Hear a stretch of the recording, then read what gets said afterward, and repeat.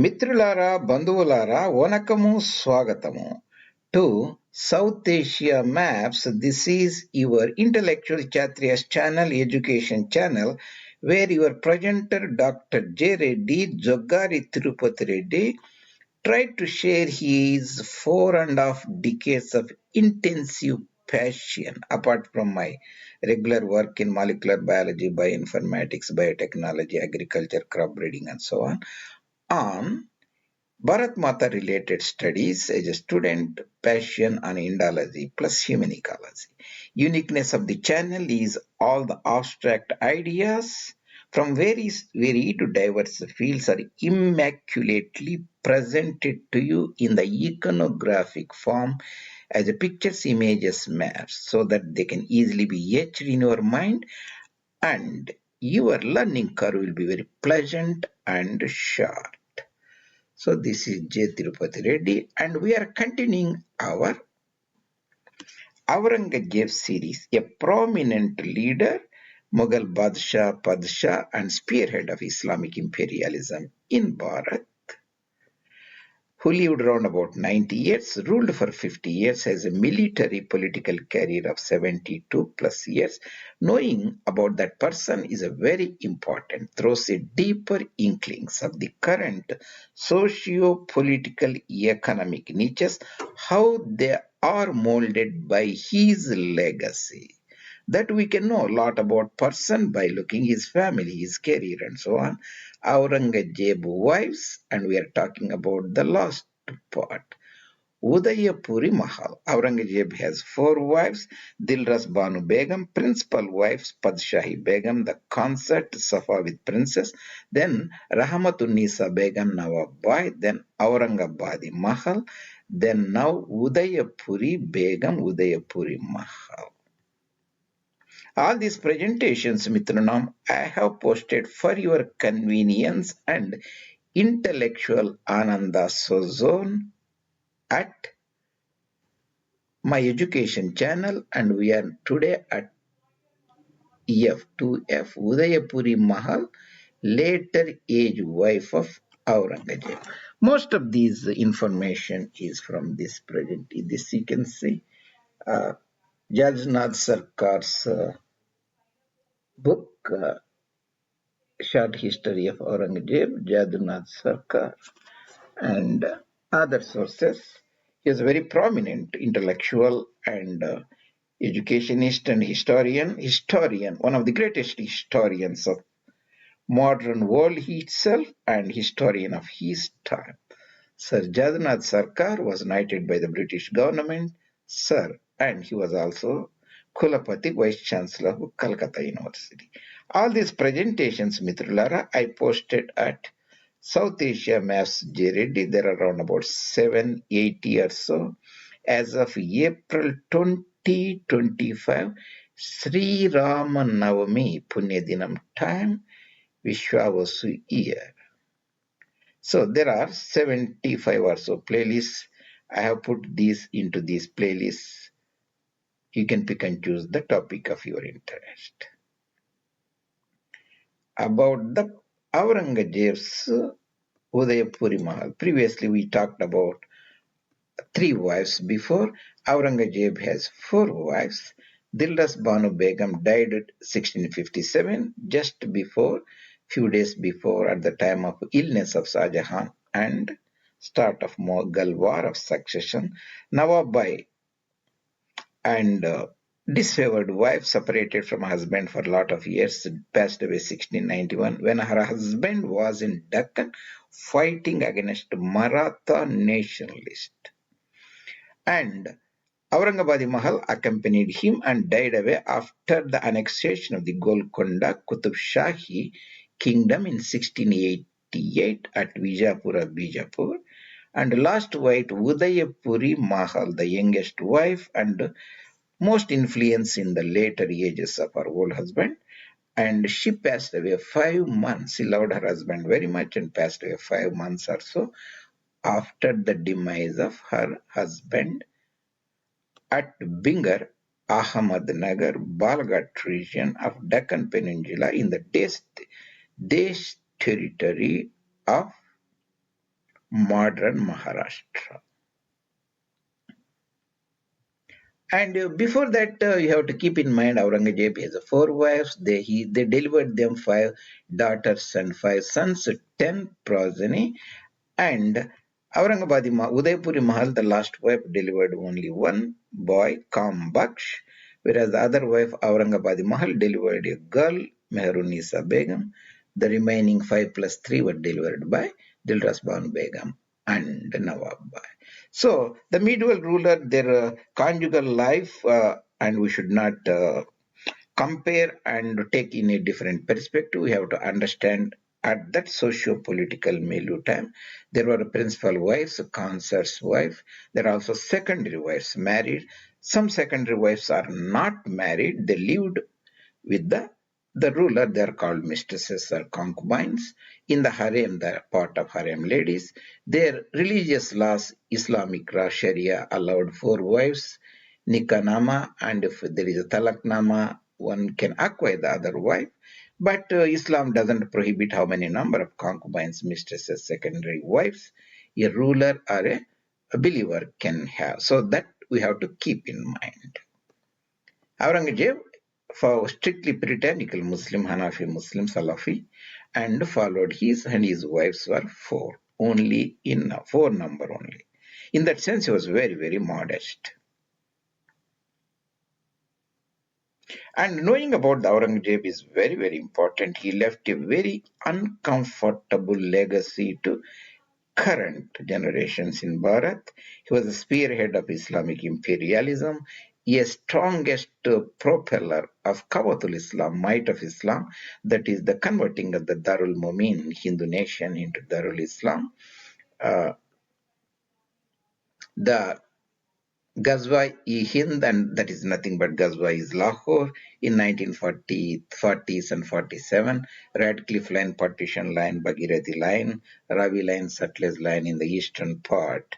They have Barak Line and Sankosh Line. There are many invisible Radcliffe lines in Bharat. This is not to say that is directly he is the sole responsible, but is one of the main responsibility of 50 plus years of rule of Aurangzeb, 50 years of rule, that plays a very important role in disarmament of Kafirs and Hindus. That is a physical disarmament, ideological disarmament, intellectual disarmament of the society, rise of anti-Brahminism, later rise of British imperialism, European imperialism, Machiavellism, secularism, and so on, proselytizations, and lot of other things were directly, indirectly due to the legacy of this prominent Ghazi and Islamic ruler in Bharat, Aurangzeb. So knowing about him gives a very deeper understanding. Knowing about him is important to understand current socio-political niches of our current times. In that aspect, we are talking about Aurangzeb's last wife, Udaipuri Mahal. From the Akbar time onwards, the lady, when they were acquired to the harem, they were given a different title where they acquired something like that. She was the Udaipuri Mahals, might have been acquired from there, like Aurangabadi Mahal. So this is Aurangzeb, born 1618, passed away 1707. 89 years or 90 years. First Viceroyalty 36 to 44 in Deccan. Second Viceroyalty 52 to 57, where his father fell ill at Delhi and the civil war and war of succession started. War of succession among 4 sons started. So Aurangzeb wrested the crown after Samugar battle 1658, ruled 25 years in Aryavarta, Uttarapada, North Indian region. In order to chastise his rebel son Prince Akbar, Shahzada Akbar, he moved to South India with almost 1 million army and retinue. That was the largest army working at the contemporary planet Earth at the time, all utilized to fight against the Maratha nationalist in Deccan. So next 25 years in Dakshinapatha, previous 25 years in Uttarapatha as a ruler, 25, 25, 50 years. This yellow region, I just put like Udaipuri Mahal. See this yellow, just a little down of this blue. That means Udayapuri lived 4 or 5 months after the passing away of Aurangzeb. He died a natural death with brief illness, and until few years he was the effective ruler, made all the decisions. 1707 February died, and in July Aurangabadi Mahal was escorted to Delhi. On the way she died at Gwalior, that is the Gird region south of Chambal River. So her son Kam Baksh contested with half-brother Bahadur Shah Muazzam Shah, and Battle of Hyderabad he was defeated. He passed away 1 or 2 days later due to wounds. Aurangabadi Mahal was acquired into the harem seraglio of Aurangzeb when he defeated his brother, the elder brother Dara Shikoh at Battle of Samugar. That happened May 1658. She was the very youngest and charming, and she bore him son in 1667, that is few months after the death of her father-in-law Shah Jahan, who was a captive in Agra. Kambak was the youngest son, 67. He lived round about 40 years or 42 years and passed away. So that is the Udayapuri Mahal. So here I am showing the region of, she spent most of her life, and in the second half of the Aurangzeb's sojourn in Deccan, she lived with him along with he is the principal daughter Padshahi Begum, and the second daughter, that is the Zinat-un-Nissa Begum. She was also single there, and this is the former Bijapur Adil Shahi territory I'm putting here because that's the where Aurangzeb spent most of his 25 years in this region.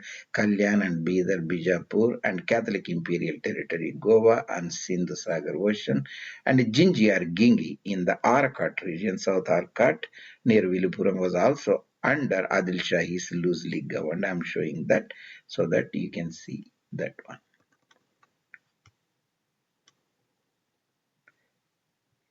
Here what I have talked extensively about that. You can see India,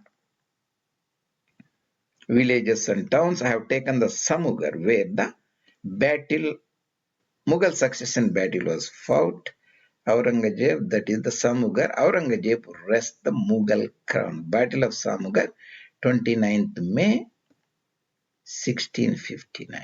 Here the Yamuna river, this is the Chambal river, this is the Gambhir Utanga river, this is the Agra. Samugar is also called Fatehabad. Fateh means, is the Persian word means victory, where the Aurangzeb won the spectacular victory against his full brother Dara Shikoh. That is the town 20 kilometers south of Agra, 20 kilometers north of Chambal river.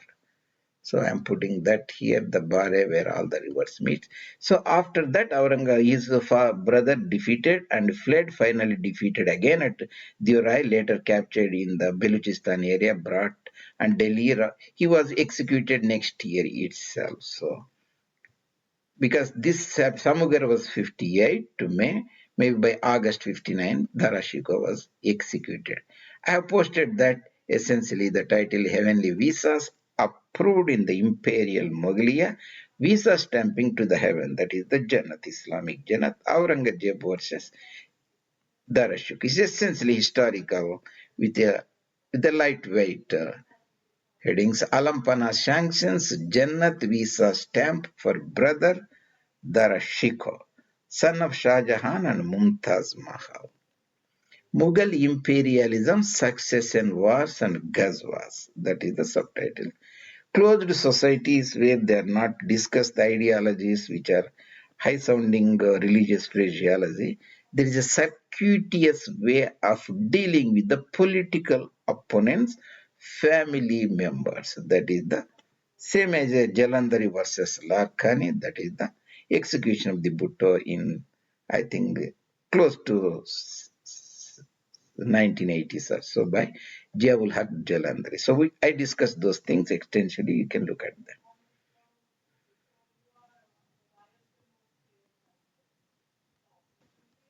So there's Aurangzeb. We are talking about his last wife, UDAIPURI Mahal.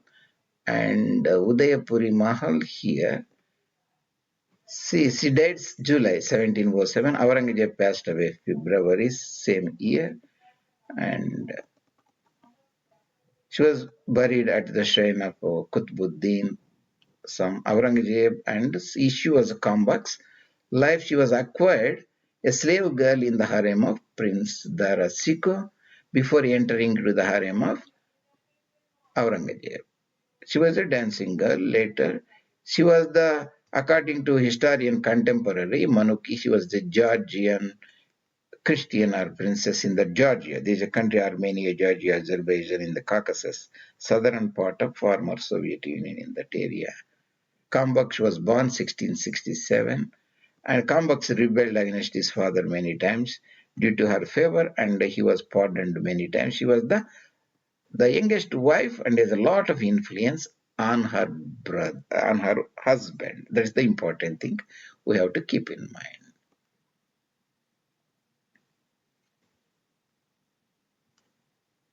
And after the death of Udaipuri Mahal, 1888, and she lived almost 20 years after that. She was the only wife because other surviving wife was Zinat-un-Nissa Begum or Nawab was in Delhi, and she was practically separated from her husband due to her sons rebelled against her father many times. So she was the only wife, we can say, in the entire second half of Deccan zone of Aurangzeb fighting against Maratha nationalists south of Burhanpur, Tapti Pass.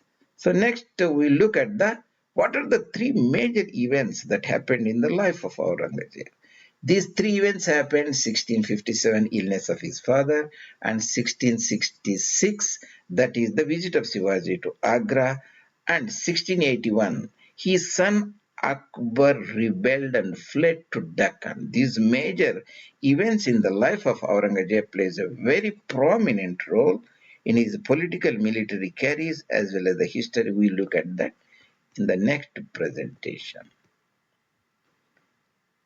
Thank you very much, Mitranam, joining me today. If you like this presentation, you can post your comments.